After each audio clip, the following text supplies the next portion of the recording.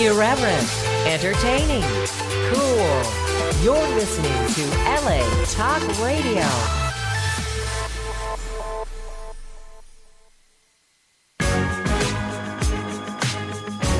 You're listening to What Women Want with Judy Goss and Kristin West, only on LA Talk Radio.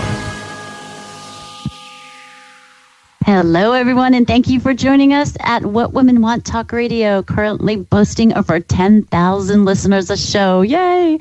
And I'm here with Kristin West, my co-host, and our show tonight is Defined by Online or Off, with conversation that feeds our mind and energizes our spirit.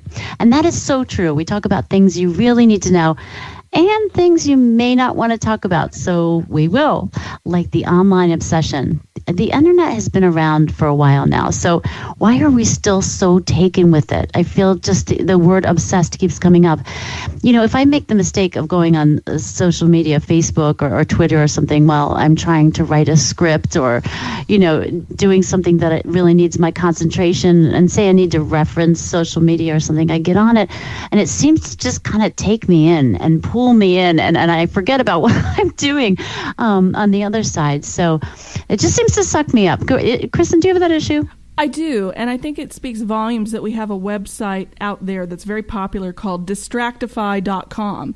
You can be distracted by, you know, clickbait and what's going on. And you know, most people today, astoundingly, hear breaking news on Twitter before they hear it on a television or the radio. And so if you really want to be on top of things and in the know, you almost have to be plugged in constantly. Right. I feel like I'm almost forced to be, right? No, you're definitely in a way out of the loop if you're not on it and not receiving those notifications on the phone constantly as well. And I feel like the flip side is the younger generation, we may see them as being on it maybe too much, but the flip side is that they're on top of the breaking news and they're out there, you know, knowing and learning and seeing everything. I mean, my Lord, one of my daughters is teaching herself how to, you know, sketch with a quill pen on YouTube, you know, and it's just not something that I'm going to sign her up for classes for, but here she is learning it and coming up with this amazing Picasso type art. So in a few minutes, Erika Katz is going to talk about some of that. She's a parenting expert and TV lifestyle expert. And Meridith Powell, a business growth strategist, is going to tell us how we can really grow our business in this digital world and keep up with it. You know, keep up with all of it at the same time, linking the two worlds of digital and personal. And speaking of digital, we have almost hit 1 million downloads. I wish I had my horn and my tambourine so I could make some music, because it's just phenomenal after over 3 years. I'm so happy. And guess what? We are on YouTube also. So right after the show, go straight to YouTube, not now, after the show, and subscribe to us. Or go visit whatwomenwantradio.com, and we're all over the place on iTunes, Google Play, and we would love you to subscribe to us so you don't miss one show. Now, our holiday gift guide, What Women Want Holiday Gift Guide, is ready for your submissions. Actually, the deadline is Friday, so I just wanted to let anyone know that's out there that has seen our emails and our posts about it on social media. We have a fantastic holiday gift guide every year. It's a yearly tradition, and this year we have packages that you're not just on the website with your product or service, and we also have a book corner this year, but we plug it on social media and on the radio show and everything else. So go to whatwomenwantnetworking.com for more information about that. And my background, by the way, comes from me being an entrepreneur of What Women Want Networking, and also from the very beginning, the fashion and publishing worlds. I was a high fashion model back in the day before becoming a magazine editor, believe it or not, and then back to the front of the camera as a TV host and regular contributor on NBC and Fox. And I founded What Women Want Networking 6 years ago. We have several regional chapters spanning from coast to coast. I'm also a St. Martin's Press author, a writer for New York Lifestyles magazine, and the mom of teenage twin girls who are currently defined as mostly online, not off. And Kristin, my co-host, you have an incredible background of award-winning acting, producing, and screenwriting. Tell us the latest on your multiple recent film festival awards and successes. I'm just so impressed. Well, thank you, Judy. And I'm always honored to be part of this show. In addition to being on the show, I am an award-winning screenwriter as well. I just recently won my first screenwriting award for the screenplay Likeness, which I wrote with Ariana Wolf at the Fantastic Horror Film Festival, which was about 2 or 3 weeks ago. And you can also see me in the upcoming films The Lich, a horror movie, and a horror comedy, actually, and another great horror movie, Hell's Kitty, which are both due out later this year. And I'm really excited to share that with everyone. A horror comedy. Did you say that was The Lich? The Lich is a horror comedy. It's a comedy. There's funny moments, and then there are gruesome moments. So it really plays with you, and I was very happy to work with James Balsamo on that. See, film. I like that because I get scared really easily, and if I could laugh once in a while, I think it would be much more entertaining. They're fun to do. They're fun to do. I would resonate with it much more. Let's put it that way. Well, they're fun to do, and James is a very well-known cult film director. He's all over the country exhibiting his work, and it was really an honor to actually play opposite him in his movie and to have that experience. That is exciting. Well, congratulations. I'm going to bring on our first guest, who I'm completely fascinated with. She's a parenting and lifestyle expert, Erika Katz. She's the author of the book Coach Parenting, Raising Teenagers with Advice from Pro Football's Greatest Head Coaches, as well as the Bonding Over Beauty Parenting book series. Erika can be seen on the Mom Jury segment for the Today Show with Kathy Lee and Hoda. She's a frequent guest of Access Hollywood, Fox News, Inside Edition, The Doctors, NBC News 4 New York, Fox 5 New York, CBS 2 New York, Pix 11 News, and Telemundo. And the list goes on and on. Erika, welcome to the show. Thanks. It's great to be here. Well, we're excited to have you. And, you seem to be keyed into a lot of this whole digital realm, I'm sure, especially because you're a parenting expert. You must trip on it every day upon this subject, no? I do. And the interesting thing, and I talk about it actually in my book, is as a parent, it has become our jobs to be online because you need to really know, at least one parent needs to know about social media because your children are on it. So if your children are on it, you need to understand it. If your child posts something on Instagram that needs to come down right away, you should at least know how to delete it. You should know how to use Instagram. And actually, there was this one parent, she says, "Oh, I don't like social media. I'm not on it. I don't even think my kids are on it." Well, I know her kids are on it because I saw it. And I think when a parent says something like that, they're in the dark and they're just completely ignoring a part of parenting that's really important right now. So as a parent, I think it has become our job to be on social media, to understand social media, to know how to use it easily, and to try to understand what our kids are using. Plus, they think you're kind of cool if you post, and text them. I've noticed. It's like... Or they think that you're not cool because you have to be really careful. I actually outline in one of the chapters, I call it the Cyber Bowl instead of the Super Bowl. I outline in one of the chapters what parents should and shouldn't post. Because remember, you're an example. So if you post a picture using profanity, if you post a picture that has you scantily clad, what do you think that says to your kids? It tells them you can go do that too. So I think parents don't always think before they post, and certainly you have to be careful commenting on your teenager's posts. I have a rule. I never comment on my teenager's posts because no matter what I say, it's going to be embarrassing in their mind. Not that I'm not embarrassing, but I don't want to embarrass them. And I would never comment. That's true. No, Go you ahead. can't. The other rule I have is that I don't post any pictures or anything about my children without showing them the picture, showing them the comment, and getting their approval first. Because you must have teenage girls. I have a 17-year-old son and I have a 14-year-old daughter. I have two 13-year-old daughters. Okay. Right. So they have, I call it, it's brand me. They actually each have their own brand that they've worked on for a long time. So they're persona on social media is very important to them. And then if you go post some picture that they don't like, or where they're wearing something they don't like, or that's embarrassing to them, you've completely destroyed that. And you know how fragile teenagers are. So I think as parents, we need to be online, we need to understand what's going on, but we also need to be social media sensitive to our kids, so we're not posting something that makes them really embarrassed and humiliates them in a way that we didn't realize we were doing.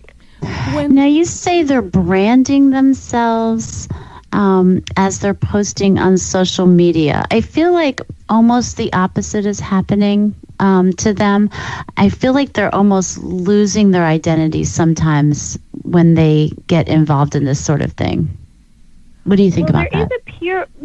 I think you're right, because there is a peer pressure, right, to look a certain way, to be smiling, to be in a picture with your arms around, two other of the popular girls, because that looks like you're having fun and you're part of the group and that you're popular.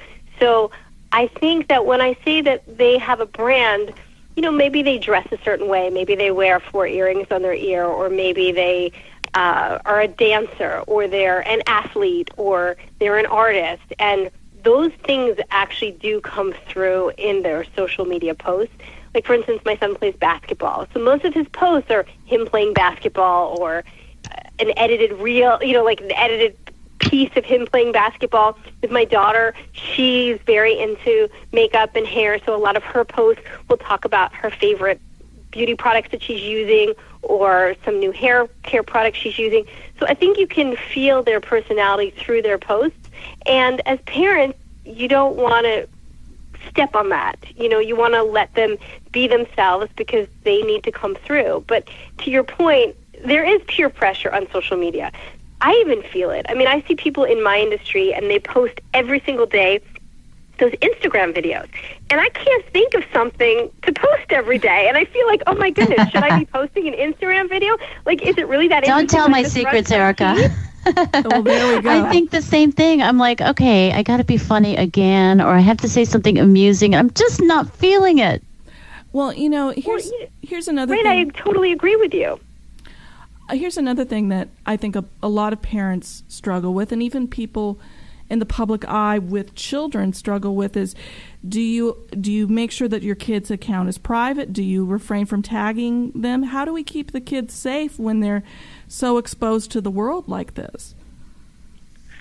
I wish I had the right answer for you. I think it is so difficult, because if there's one picture of you with your child that was taken, whether it was at a charity benefit or it was at a school benefit, people post it and they tag. You almost can't stop it. And then that comes up on Google Images. I don't know how you fix that. I think we can't be too paranoid about it. I mean, if someone is going to, find out about your life, or stalk you, or go to a school and find a child, I just think, it's going to happen. We just have to protect them as best we can, for them not to do stupid things. Right. That's my opinion. For them not to, post pictures where they're scantily clad, or, doing things that, are not appropriate. So that's my 3 cents. One thing is, I rarely tag where I am in the moment. I'll usually tag where I am at least being an hour or 2 hours gone from that place. And that's something that I found that's effective, unless I'm going live here at LA Talk Radio, and then there are people around. But another thing, Erika, because you're a busy lady, obviously, with your broadcast career and everything else you're doing. How do you keep up with how fast this is expanding without being consumed by it? Are you checking what apps your kids have downloaded? Do you have a family meeting about it? How do you handle all this? Well, to be perfectly honest, you can't control everything. As much as we would like to, technology has made it that we can't. So I think, and I talk a lot about this in my book, when I interviewed these great NFL coaches, the one thing they all had in common was preparation. So preparation is key, whether you're going to win a football game or whether you're going to be a parent. So So you need to prepare your kids for what's to come. So I can't keep up with every single app that they're going to be on and every chat room they're in. But what I can do is, I remember there was something, I think it was a few months ago, in the news, and it was about these kids that got into Harvard, and then Harvard pulled their acceptance because they were in a chat room and they were saying really horrible things. So when that came up in the news, I pulled my kids and I said, look at this. Chat rooms, you have to be so careful. You think you're making a joke because somebody else made a joke, but in truth, they only look at what you did, and it can be taken out of context, so you need to be really careful about chat rooms. So what I try to do is whenever I see something in the news, I bring it up at the dinner table. When it's, my daughter loves to follow the Kardashians and whoever it is, whenever they do something that I think they shouldn't or that I think is inappropriate or that gets them in trouble in the news, or if there's an athlete or whatever, I bring it up at the dinner table. We go through the scenario. We talk about what they did, what they could have done, and what they should do. And in my opinion, I am preparing them in case they are in a similar situation or they think to post something just like that. I was thinking about the role of critical thinking earlier today in a conversation I was having. And there's a lot of developments above and beyond the internet that hinge on the internet or are internet-based, like artificial intelligence, virtual reality, and augmented reality. That's what's up and coming. That's what people are going to be immersed in about 5 years from now. And also the Internet of Things. Do you think kids still have a grip on what's real and what's not? Do they have the critical thinking skills to discern what's real life and what's internet life? Well, I think it depends on the kid. I personally do not like video games. I've never liked video games, and I think the video games are getting more and more real. And there's a lot of things in video games that I think are disturbing, and I think video games are a complete waste of time. I don't think they do anything. I don't think they expand your mind.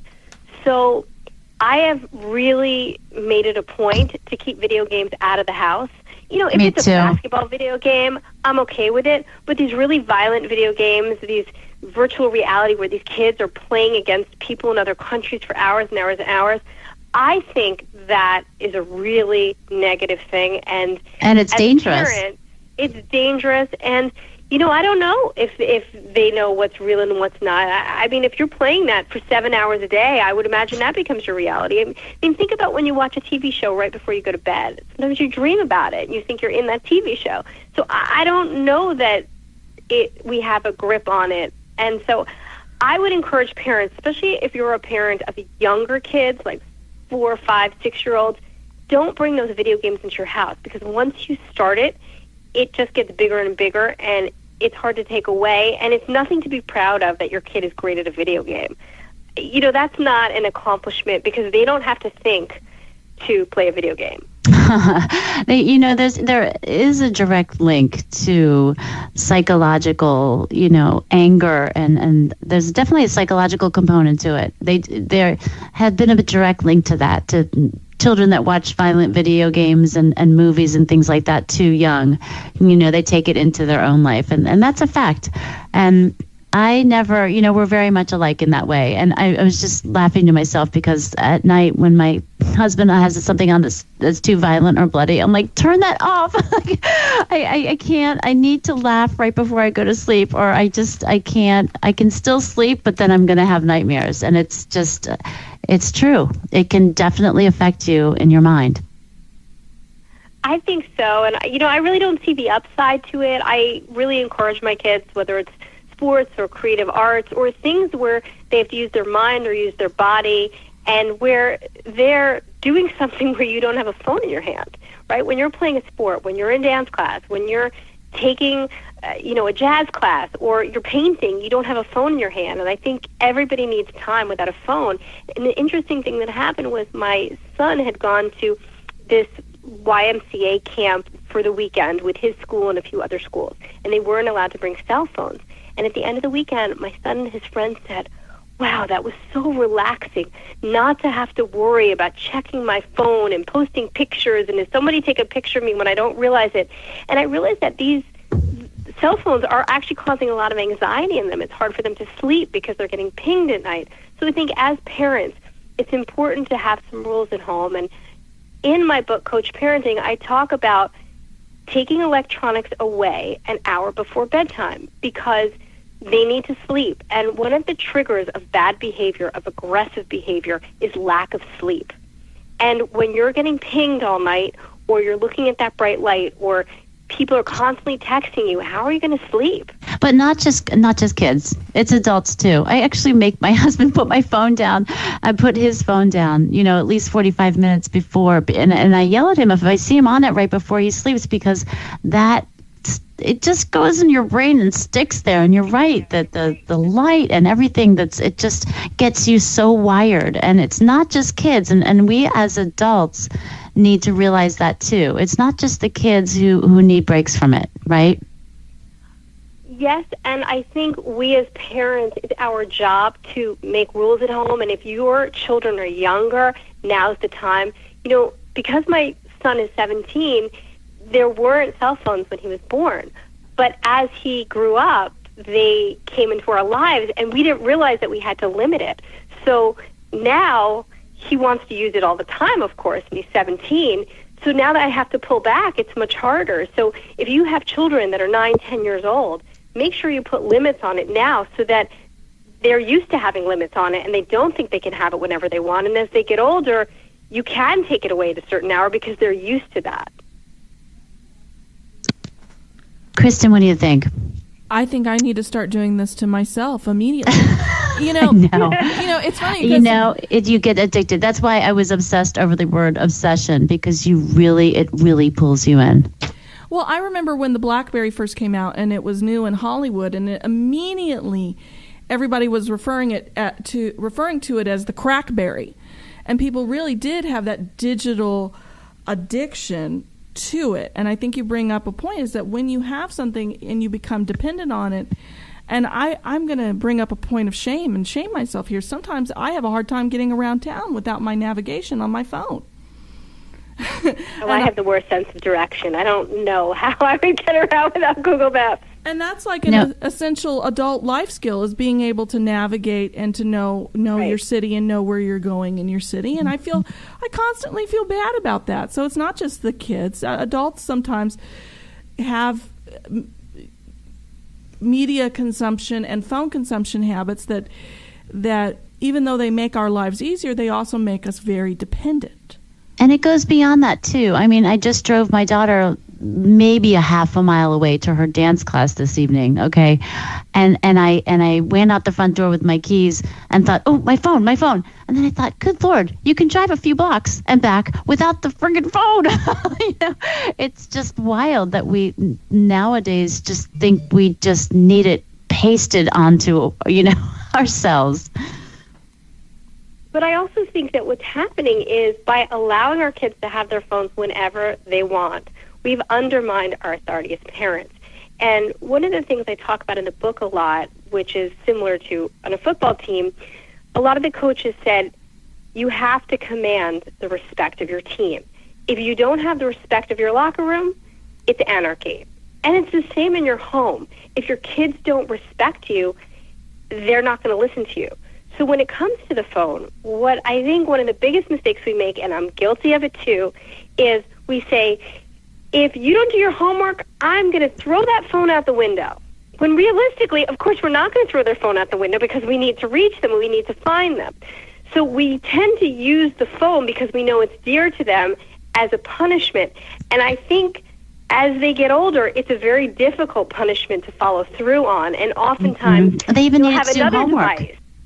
Right, they need it for homework, and then you have to give it back. Or they have a computer, or they have a tablet, and they have so many devices that taking one away isn't really a great punishment, because we can't do it consistently. So it's better to use as a punishment, such as, if you don't do your homework, you can't go out with your friends Friday night.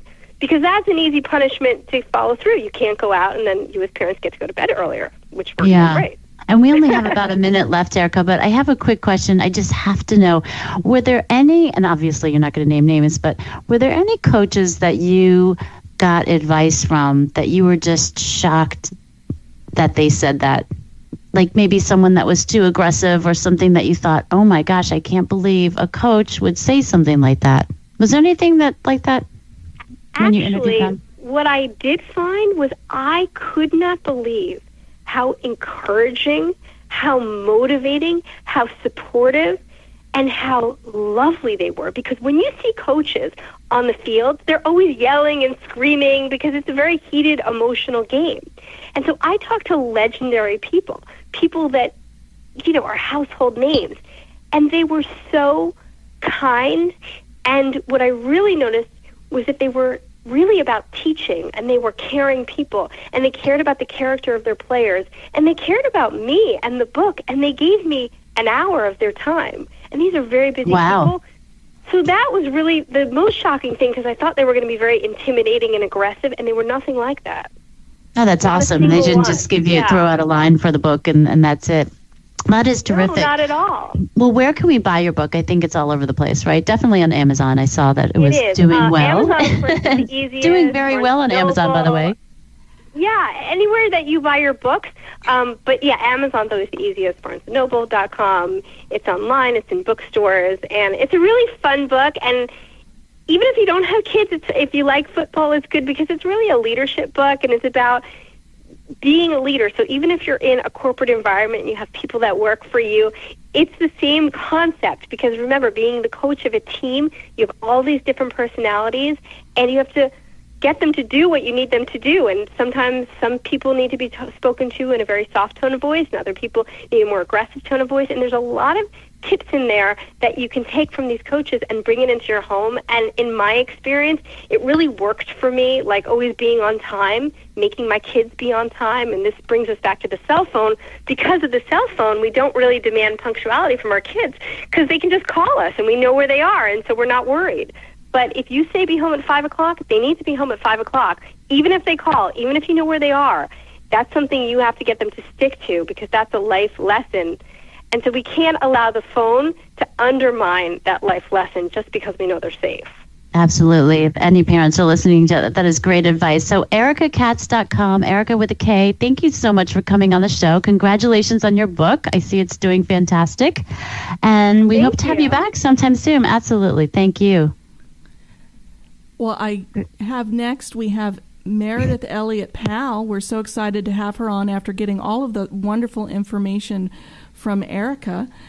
Meridith Elliott Powell was named one of the top 15 business growth experts to watch. She's an award-winning author, a keynote speaker, and a business strategist. Meridith works with her clients to help them learn and navigate the strategies they need to succeed, no matter what this economy does. Welcome to the show, Meridith. Thank you. I'm excited to be here. That was an unbelievable conversation. Well, we're going to I'm glad I was listening. Well, I'm glad you were listening, too. I'm so thrilled to have you on, because you have so many layers of expertise that I just want to unwrap and unpack and delve right into. Yeah, totally different perspective from this whole kids thing. So I can't wait to hear about the business part of it. Go ahead, Kristin.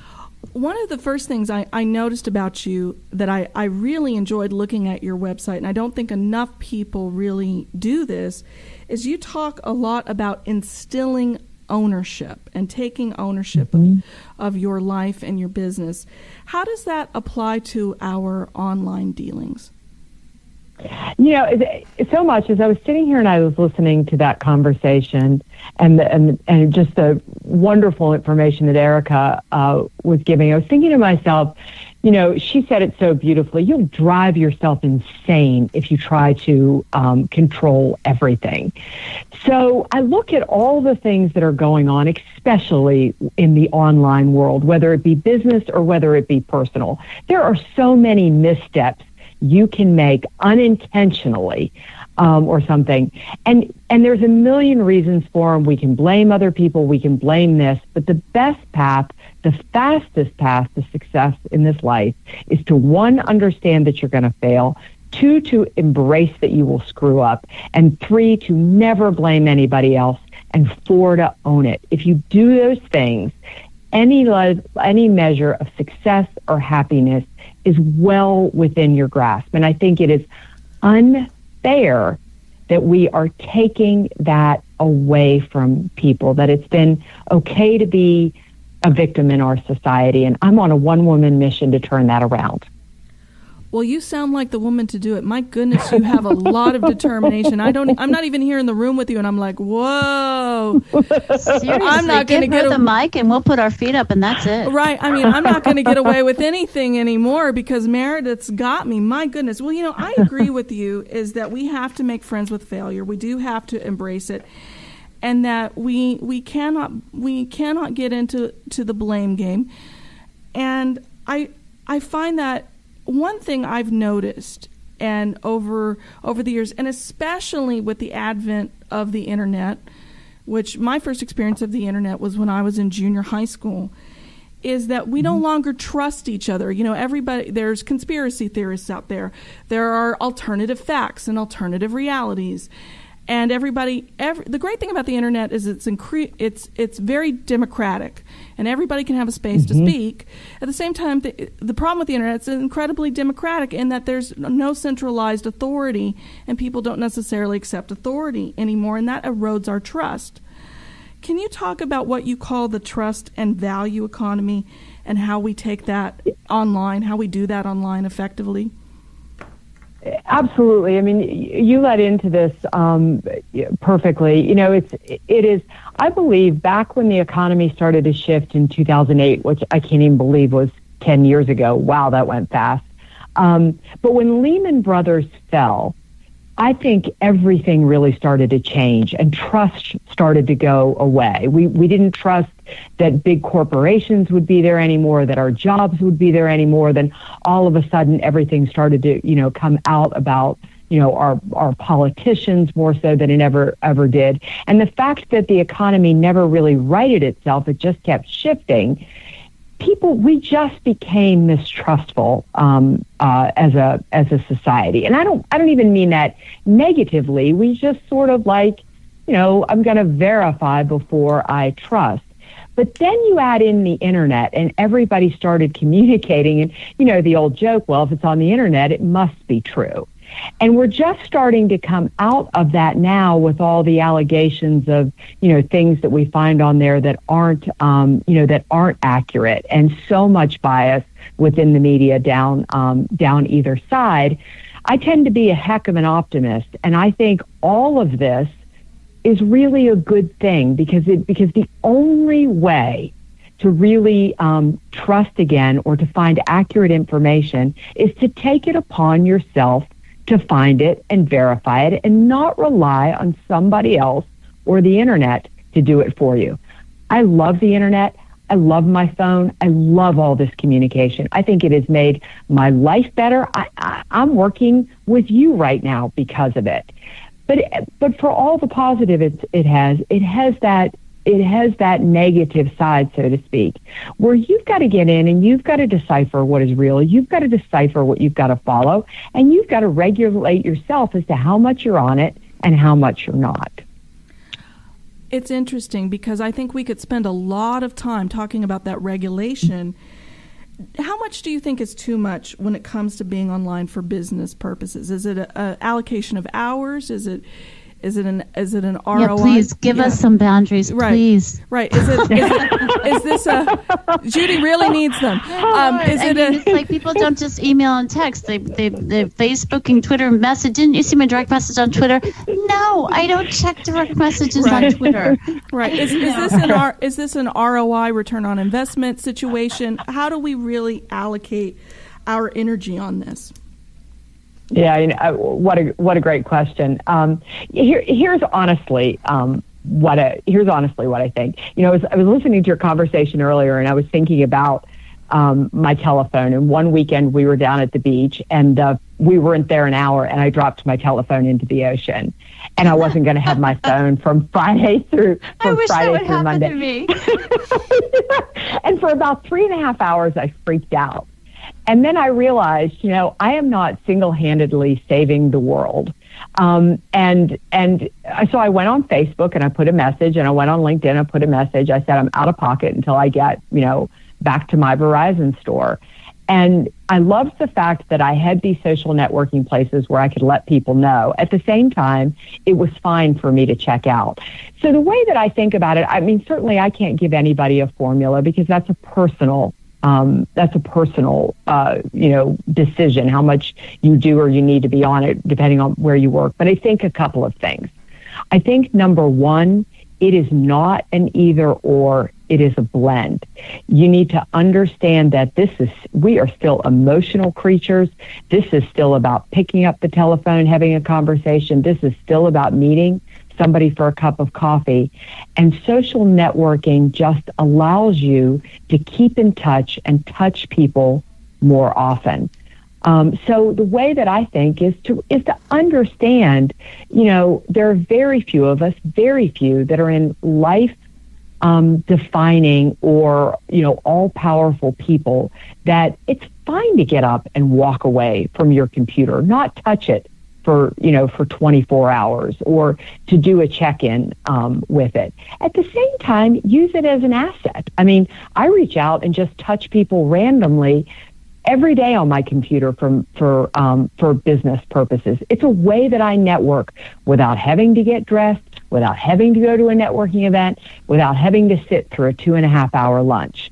So I honestly think it saves me time. At the same time, you need to talk with your spouse, you need to talk with your family, you need to figure out what presence means in your own life and work those boundaries. I love that. You have to figure out what presence means in your own life. Mm-hmm. I think so many times people only, because they have the phone in their hands, or they have the tablet in their hands, or the laptop, we're only half listening, half speaking, half doing anything, because we are driven to distraction. I think it really impacts our ability to relate to one another when we're not fully present in the moment and dealing with whoever and whatever circumstances are in front of us. I'm really happy that you brought that up. Now, I found something very interesting about your online presence. And you actually, on your website, which a lot of companies don't necessarily do, is that you introduce us to your social media assistant, Lindsay Kelly, and your technical assistant, Molly Scialaba. I hope I'm saying that right. Sorry, Molly, if I butchered that. On your webpage, why do you do that? A lot of people keep their tech support and their social media people anonymous. Why do you feature them like that? I want to say one thing about presence, and then I'm going to answer that. Of course. I think it's important. And the thing I want to say about presence is presence directly leads to your return on investment. When you are not present with people, so this is my biggest piece of business advice. Let's take your family out of it. But if you are not present with you're on a sales call and your mind is in your computer, you're on a webinar and you're emailing people, believe me, people can feel that. And the business person who understands it is whatever you're doing, you need to be present in it. That transfers to your bottom line. I love the fact that we have all this tech stuff going on, but at the end of the day, we're emotional creatures. And in a world where I can buy anything I want to, anywhere, anytime, from anybody, you better believe that relationship is what is making people buy from you. So stay present. Yeah. So why do, my feeling about my business is I get all caught up. I hear all the experts saying, do this and do that, and don't reveal this information and don't reveal that information. And my feeling is, I wouldn't be where I am without my team. I love my team. And half the time, they know big parts of my business that I don't have any clue about. And that's who you need to be talking to, and that's who you need to reach out to. So I want to share. That information, and I ask them first to get their permission. Not everybody on my team has to do that, but they want to, and I feel like we're a unit. Well, that's great. It's such an uncommon thing that I noticed, and I went, wow, this is against the grain. This is something really interesting. Because she understands about relationships and about supporting people and being behind them and making them proud and showing them, and that's admirable. That's very admirable. Thank you. The other thing I think about it too is, Yeah, I mean, who are we kidding? I don't do all my social media by myself, so I'm just going to be honest about that. So it's, I think so much with all that talk was, should you use Meet Edgar? Should you use this? Should you use Hootsuite or what? Well, you don't want people to know that you're doing that. And I don't know. I mean, I think we make it bigger and more complicated. And I think this is the age of authenticity and transparency. And if you're a little screwy and let the world know it, people just like you better. Do you have any tips for any new business owners or business owners that are late in the game? I know a few years ago I went to a small business expo and they had a seminar on starting your social media, getting your social media going. And I was like, y'all are a little late to the game on this. This has been going on for a while. Do you have any tips, being the business sage that you are, on how to get this going for a business that may not be au courant on these matters? Yeah, that's great. Yes, here's the first thing is I always tell them, take a breath. And here's the beautiful thing. You're behind. You are so far behind. But here's the great news. Everything about it is going to change. And in a year, we're all going to be behind. So don't sweat the fact that you've taken a little bit of time to get going. But for small business owners, who don't have a ton of staff, there's a couple of things. One, pick your medium. I think one of the things that drives us all crazy is we think we all have to be on Pinterest. I got a lecture this weekend about why I needed to be on Instagram. Honestly, I don't know that many people over the age of 30 that are on Instagram that much. So I don't, okay, I hear you, but I don't think I'm going to do that. So to be realistic and decide, where is your target market? Where do they live? Where are they hanging out? And maybe just start with that. And then also to understand that social media really has become the new website, that's what's going to lead to your website. So, if you could only do one and you can't yet get a website up, or you don't have a ton of time to put into it, go ahead and make some of your social media, your website page. And the last thing I would say is, you're living in an economic time where you can get incredible, great labor very inexpensively by using, the Upworks of the world, the Fivers of the world. There's some geeky, nerdy program where you can get, experts in certain fields, and to look out and to reach there and get a community of support who can help you with that. Well, that's all very good advice. And, especially with Instagram and Pinterest, as I have found, is that if you are not in a business that is image intensive, yes, where you can convey a message in a single photo, you're not going to be successful on those platforms. Now, as an actress and doing a bunch of movie stuff, I'm in an image-based business, but that may not necessarily be right for you or be right for Bob who sells flooring. It depends. Mm-hmm. And I think you bring up a good point in that not every platform is good for everybody. So, Meridith, I'm going to ask you something. I shared that my first experience of the internet was in junior high. It was part of a class. One day we had internet class all of a sudden out of nowhere. What was your first experience of the internet, and how has that shaped how you've used it now?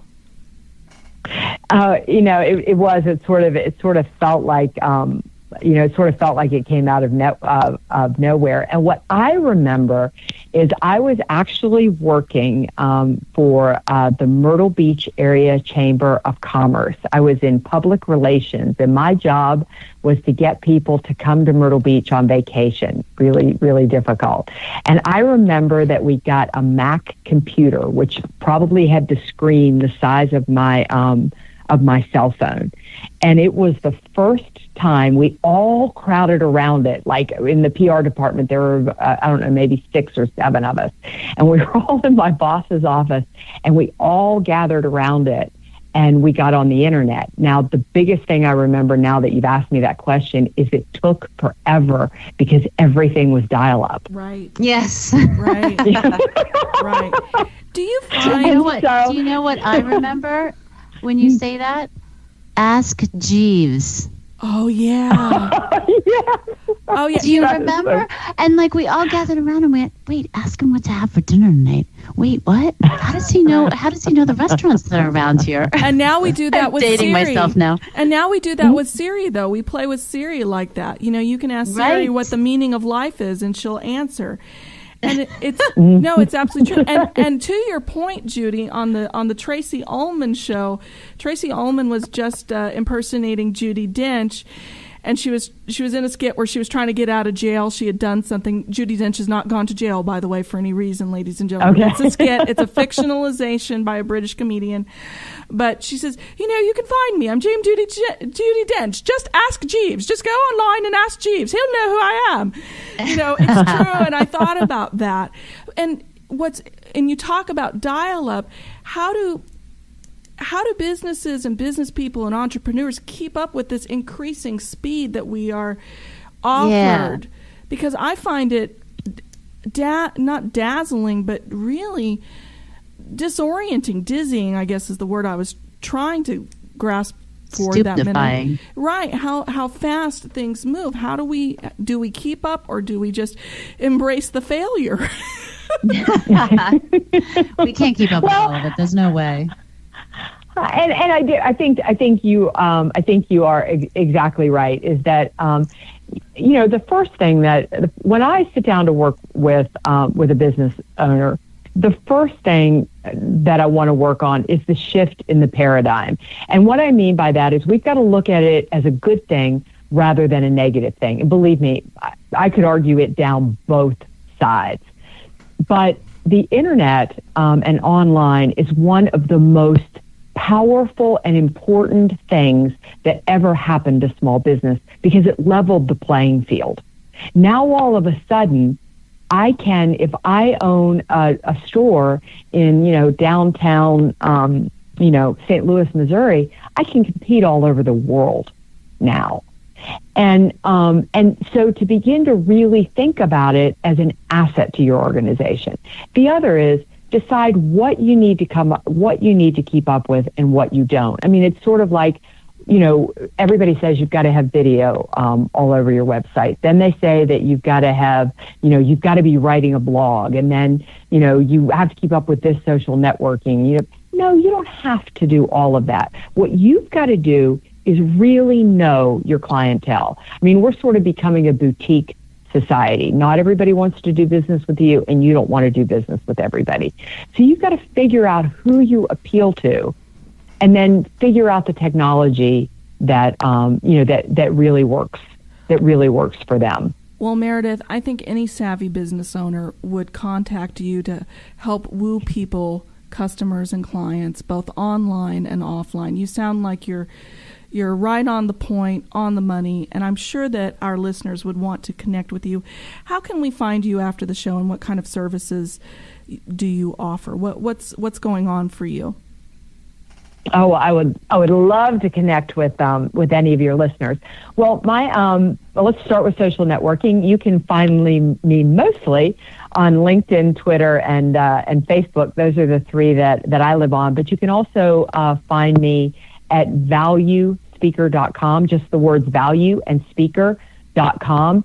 And on there, I have tons of free resources for people. My YouTube channel is flooded with videos and tips on business. My blog is really stacked, and there's free tools and resources that anybody can download there. I've also got an opportunity for you to reach out and ask me questions. And what's going on for me is I am working on 2 brand new books. One is on succession planning, how to really build that talent that you need so you can retire. And the other one is sort of where we started this segment of the show, called The Incredible Gift of Struggle. I'm interviewing people who have really overcome not only incredible circumstances to get where they are, but they wouldn't go back and change the circumstances they've come past. And so both of those books will be out in the spring, and then I'll run around the country and the world coaching, speaking, and consulting on those. Okay, well, we've got some required reading coming up, ladies and gentlemen. Go out and get Meridith's books. If you want to fail, embrace it and not blame yourself or anyone else and own it. Meridith is the lady for you. Thank you so much for coming And on the Meridith, show. don't break our tradition of having top sellers, best-selling books on our radio show before they come out. Right. I won't. Right. Well, thank you so much, Meridith. We've really enjoyed your expertise and what you've had to coach and enlighten us about. And on next week, we're going to be bringing you more great guests like Meridith and Erika. And folks, subscribe to us on YouTube. I know it's another internet thing to do, but it's really important because then you have another way to reach us in the middle of the night when you can't sleep and you don't want to go to latalkradio.com, which you can always find us there too. Don't miss another show. And also, do find us on whatwomenwantradio.com because LA Talk Radio is important and our website is important. And good night and see you next week. You're listening to What Women Want with Judy Goss and Kristin West, only on LA Talk Radio.